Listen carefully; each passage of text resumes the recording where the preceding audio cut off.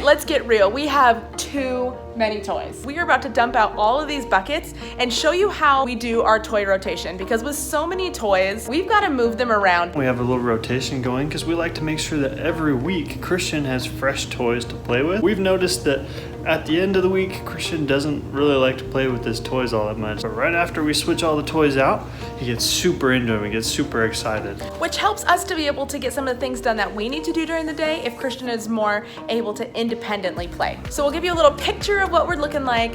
We're gonna go through our toys, but we're also gonna do a toy purge while we're at it and get rid of some of the stuff that we really don't need. Okay, first off, we've got these totes here, just numbers 1, 2, 3, and 4, just so that we kind of know that we're grabbing a different bucket every week. But right now they are a hot mess. It's been probably a couple months. It's been a little while. We definitely need to go through it and decide what Christian still uses and what doesn't get played with. The buckets kind of got jumbled up, so we're gonna go through them, we're gonna reorganize them, and hopefully make them all fresh and ready to go for this next season. Let's get to it.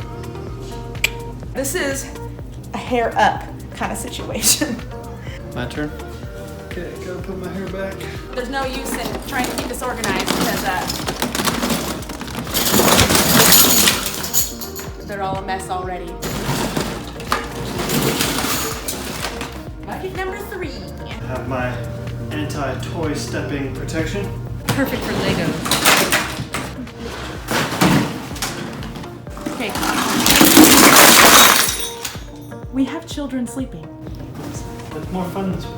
What won't be fun is trying to do this with the kids if they wake up. This is very true. That's our fluffy friends box. Pour this one up high. Yes, you can pour that one from up high. Too many toys. Oh, how did we get so many toys? All right, now that we've got this back here to work with, we need to organize them so that all of the toys are piled with their own friends. So I think that's where we're gonna start.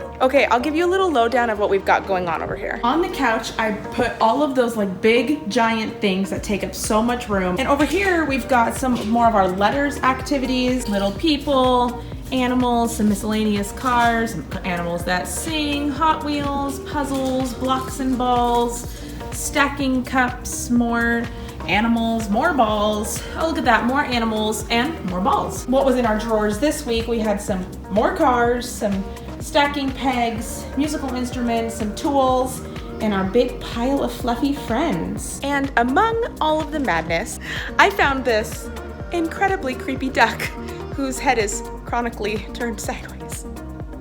Where did this come from? Okay, so we have 4 boxes out here, and each box is gonna be a week, so the toys will rotate once a week for 4 weeks, and then they'll start all over again. We definitely wanna make sure there's a puzzle in every week. So Quinn, will you grab one of the puzzles and put one puzzle at the bottom of every box? Thank you. You're welcome. Nicely done. Thank you. Okay, here we've got more of our open-ended toys. We've got magnets, wooden blocks, balls, and these leapfrog leap builders. So we're gonna go ahead and put one of those in each week as well. We have a bunch of different kinds of magnets, so we're gonna make sure there's a different magnetic thing in every week so that we can switch out what's going on our fridge as well. So we already have magnets in that bucket. So I'll go ahead and put the farm animals in this bucket, the letters in this bucket, and then Quinn is grabbing our magnetic thing off the fridge right now, and he's gonna stick it in bucket number 4. Okay, now while our buckets are still relatively empty, we need to put some of those bigger, bulkier toys in before we run out of space. But this is the deciding moment, like what to keep. So as we look at all of our toys and decide what toys we want to keep and what toys we can get rid of, we're not just trying to decide what never gets played with, but what doesn't get played with enough to warrant keeping it. He does really like this VTech Zoo. Christian loves his farm. Yeah, so we've got to grab the farm. I'll grab the animals. Bucket number 3. I went ahead and grabbed 4 toys that are more age appropriate for Ainsley, and I'll stick one in each box as well. And that is a good thing to remember. We try not to overthink it. We just decide we want some of these Ainsley toys in every box. We really try not to complicate it so much that it's hard to keep up on. Seriously guys, if you have any tips on what you guys do with your toys or how you kind of keep them so they're not taking over your house, we would love to hear. We do the best we can, but I'm sure there's more that we could do to keep down the clutter. We've got a lot of different kinds of cars as well. And I'm gonna put one of each of these kinds of cars in a bucket so that I can rotate the type of car that he's playing with every week. You have little boys, I wanna hear from you. We've been told that in other parents' experiences, they've either been ball boys or car boys. So what kind of boys are yours? Christian is definitely a car boy. Now, it kind of pains me to just like pick up the cars and drop them in the bucket. And I used to be really good about having like a container for everything, but just realistically, I couldn't get everything to fit in the bucket that way. So now I only have containers for like the most important things that need to stay together, like the blocks.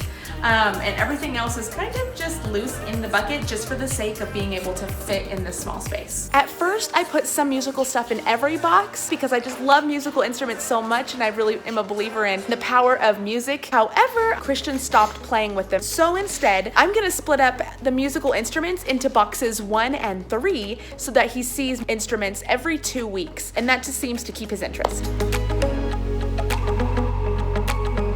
These are some of our fine motor activities. We've got 4 different piles of animals. These toys are more age appropriate for Ainsley. We've got some Disney ones, some Disney little people, some, oh, Daisy, you belong over here. Some other more little people, and some rubber ducks.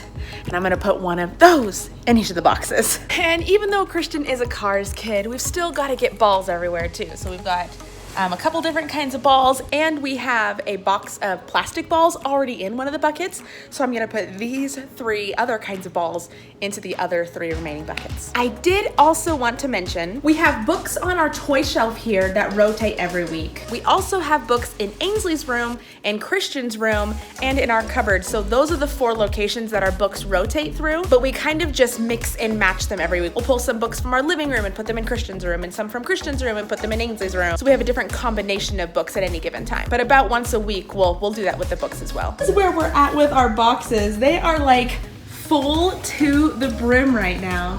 And I've got a problem because I've still got to fit my stuffed animals in them. What am I talking about? They're not my stuffed animals. They're their stuffed animals.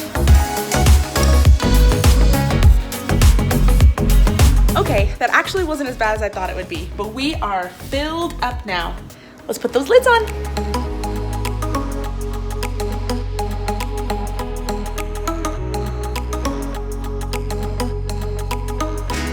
All right, we've got 4 beautiful totes for the toy rotation and all of our bye-bye toys. Bye-bye toys. So now I'm actually gonna take one tote and I'm gonna take everything back out so I can show you exactly what went inside every tote. We've got play animals, a few stuffed animals, some fine motor activities, something magnetic for the fridge, a few age-appropriate toys for Ainsley, some letters activity, some sort of cars, some plastic toy that sings that Christian loves, some play people, another large toy, a puzzle, and an open-ended toy. Anyway, that's our toy rotation, and it's just the system that we have learned helps keep our toys organized, the chaos down, and our kids interested. Again, if you have any tips for sorting toys or going through toys or anything like that, we would love to hear them.